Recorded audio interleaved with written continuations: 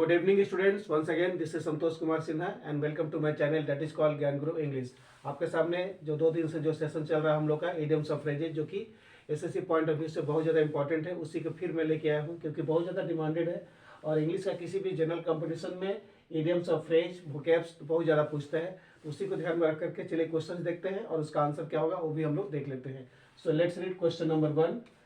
ये जो red pen से है उसका आंसर दिया हुआ है, ठीक है। ब्लैक से क्वेश्चन है और रेड से उसका आंसर दिया हुआ है। सो सबसे पहले क्वेश्चन है गेट इनटू अ स्क्रैप। इसका मीनिंग होता है इन अ डिफिकल्ट पोजीशन, बहुत ही मुसीबत वाला स्थिति में। ये क्वेश्चन अक्सर आता है एसएससी में, और ये भी जो क्वेश्चन है ना सब के सब हम लोग का एसएससी लेवल का है, ठीक है, सीजीएल लेवल का है।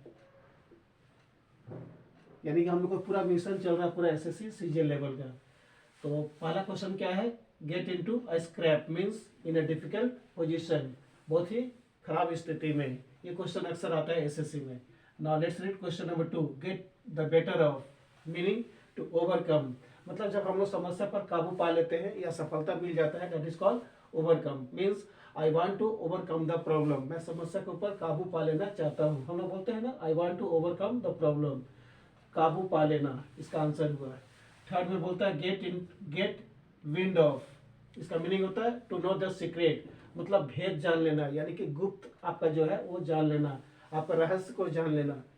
फोर्थ में बोलता है गिव अप द घोस्ट, और ये क्वेश्चन एसएससी के लिए बहुत ज्यादा इंपॉर्टेंट है। Question number 4 give up the ghost, SSC का जितना भी सेट है देखिएगा ये क्वेश्चन आपको मिलेगा ही मिलेगा। इसका मीनिंग होता है टू डाई, मर जाना।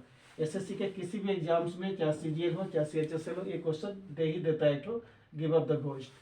Now question number 5 wool gathering, wool gathering का मीनिंग होता है to engage in financial day dreaming. जब हम सिर्फ कल्पना करते हैं, रियलिटी से मतलब नहीं होता है, तो क्या होता है to engage in a financial day dreaming, कल्पना करना। जब लोग सिर्फ कल्पना करते हैं, डे ड्रीम करते हैं, मतलब उनको रियलिटी से कोई मतलब नहीं होता है, that is called wool gathering.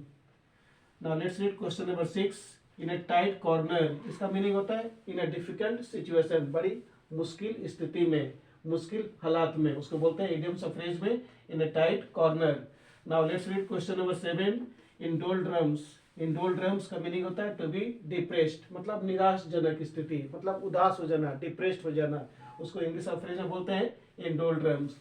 Now question number 8 hot water, गर्म पानी, ये भी अक्सर आता है एसएससी के एग्जाम्स में। इसका मतलब होता है to stand up to critical examination, यानी कि आपका लाइफ का जितना भी क्रिटिकल एग्जाम हुआ उसमें आप सही साबित हो गए, मतलब आपको बरी कर दिया गया, आपका सब कुछ एकदम सही साबित हो गया, मतलब जरा सा भी आप घबराए नहीं, that is called hold water. Now 9th में बोलता है heart to heart means to be clear and frank, very frankly. एक आदमी को लाइफ में हर्ट टू हर्ट होना चाहिए, मीन्स क्लियर और फ्रैंक होना चाहिए, खुले रूप से, मतलब बोलते हैं एकदम फ्रैंकली है, हर्ट टू हर्ट है।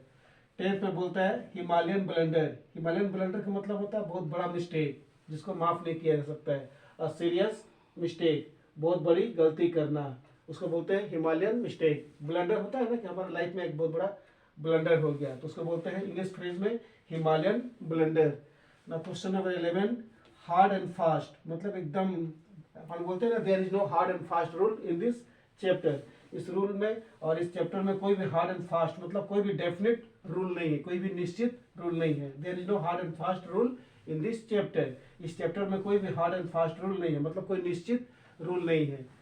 Now question number 12 hang in balance, hang in balance मतलब हो गया, आपको क्वेश्चन देख के ही पता चल जाएगा, hang in balance condition of uncertainty, मतलब एक ऐसा स्थिति जहां पर कोई निश्चित है ही नहीं, अनिश्चय की स्थिति आपके पास पैदा हो रहा है, ठीक है, that is called condition of uncertainty. अनिश्चय की स्थिति मतलब निश्चय नहीं है, अनिश्चय की स्थिति को बोलते हैं कंडीशन ऑफ अनसर्टेनिटी, और इंग्लिश फ्रेजेज में बोलते हैं हैंग इन बैलेंस।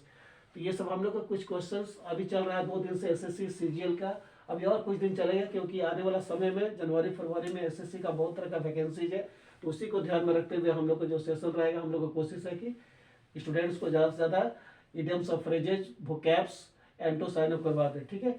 तो इसको ध्यान में रखते हुए आप इसको अच्छा से स्टडी कीजिए और कोशिश कीजिए कि आप लोग अच्छा अच्छा स्कोर इसमें हो। तो साथ ही साथ अगर वीडियो को आप लोग लाइक करेंगे और शेयर कर देंगे तो बहुत ही अच्छा रहेगा। Till then good night to all of you, thank you.